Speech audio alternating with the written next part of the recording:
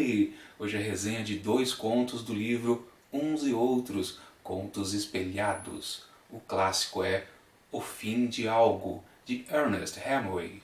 E a releitura é O Começo de Alguma Coisa, de Luiz Antônio de Assis Brasil.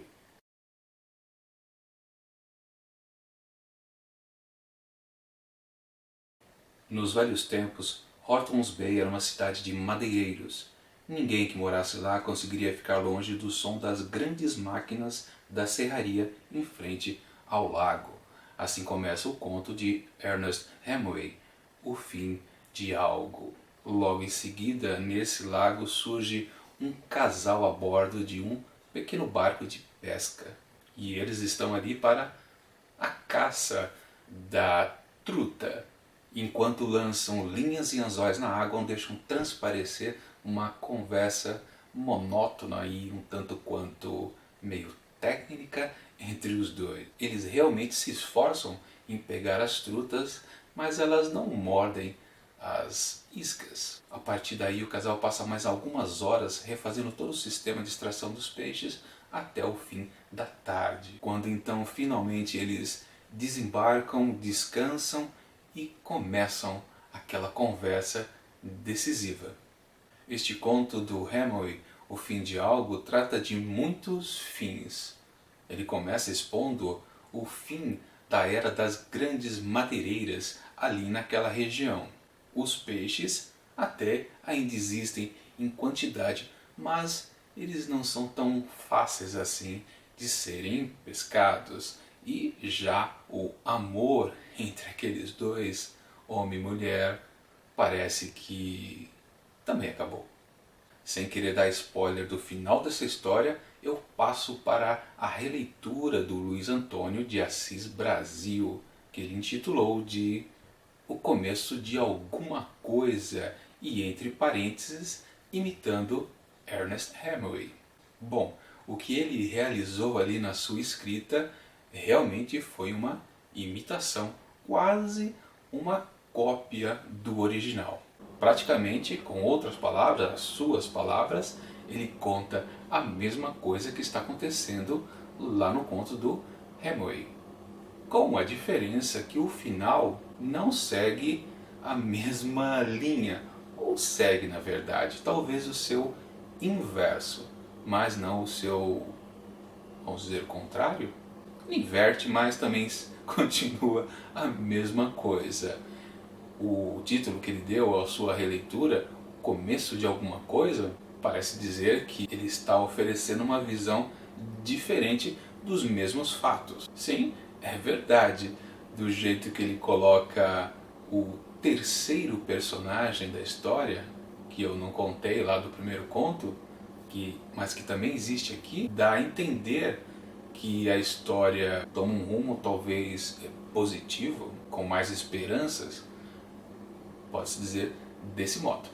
O problema é que o texto aqui do Assis Brasil não é tão cheio de imagens de lirismo quanto o do Hemingway.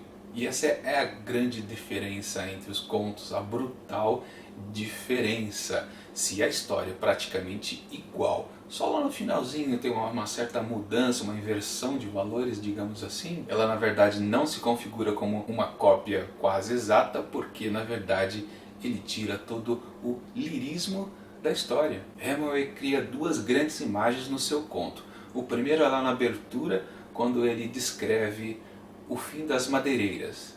E depois, lá pelo meio, quando ele descreve a pesca, o que o casal faz em termos de técnica, como se realiza a pescaria.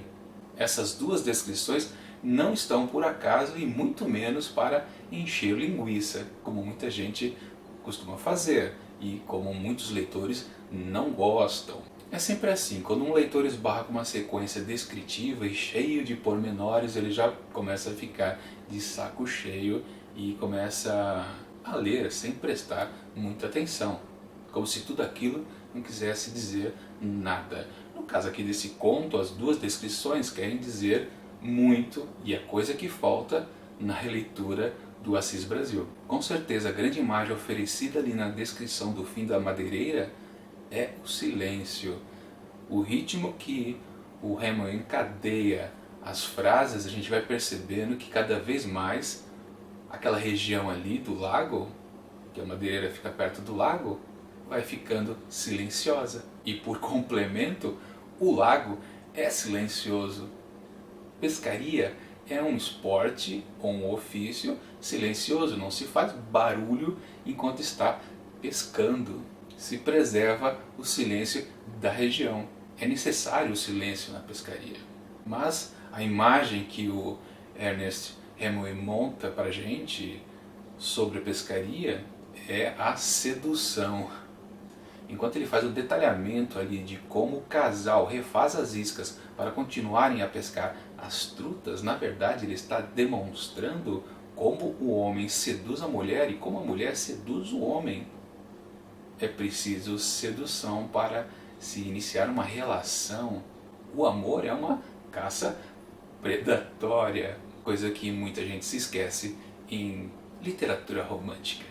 E voltando para o conto do Assis Brasil, não tem nada disso na sua releitura. A história fica recontada quase passo a passo, com novas palavras, mas ela fica vazia, sem profundidade, sem os dois silêncios. Na verdade, só tem o blá blá blá da releitura, de precisar dizer com outras palavras uma mesma história. Portanto, quando o Assis Brasil chega ao final da sua releitura e ele faz uma inversão só de polo, porque na verdade, estruturalmente, acontece a mesma coisa. Só que, digamos, ele tenta dar um ar, talvez, moderno, para apresentar algo novo, né? Porque é isso, enquanto eu estava lendo a releitura, eu ficava abismado. Mas o que é isso? Ele só está recontando com outras palavras, não vai acontecer nada de diferente. E só realmente lá no finalzinho, onde acontece o ponto de virada do conto do Hemingway, é que ele também faz o seu pontinho de virada, digamos assim. Não que isso seja um menosprezo pelo que ele fez, o problema é que ele tirou toda a melhor parte do conto do Hemingway. A história em si, do casal, pouco importa. O subtexto, as imagens líricas aí, era o importante, e ele tirou isso. Toda boa história tem o seu enredo, mas o que realmente dá valor a ela não é o que acontece nesse enredo, como ele é desenvolvido, mas o que é decorativo nela, seja o que está exposto claramente ou o que não está, que está em subtexto. A mensagem por trás ou as sensações por trás são muito mais importantes do que a história em si. Então você pode contar uma história e ela ficar vazia, mesmo que aconteça uma coisa surpreendente ao final que você fale, por isso eu não esperava. Releituras explicam exatamente esse tipo de ponto, né? Você pode refazer a história completamente, mas se você tira a essência do que era o original, você faz talvez um grande desastre. Agora vamos fazer aquela brincadeira de inverter as coisas. Se o clássico fosse começo de alguma coisa de Luiz Antônio de Assis Brasil e a releitura fosse escrita por um certo Ernest Hemingway e ele escrevesse algo intitulado O Fim de Algo. Bom, aí a gente pode dizer que o Hemingway teria injetado muito valor ao conto original.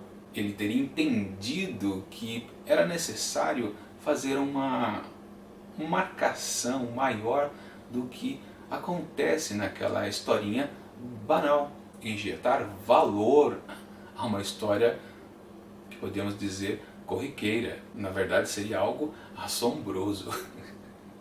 Mas não foi isso que aconteceu. O clássico é O Fim de Algo de Ernest Hemingway e a releitura é o começo de alguma coisa de Luiz Antônio de Assis Brasil e, portanto, por essas e outras, a minha nota para O Fim de Algo é 5 asteriscos.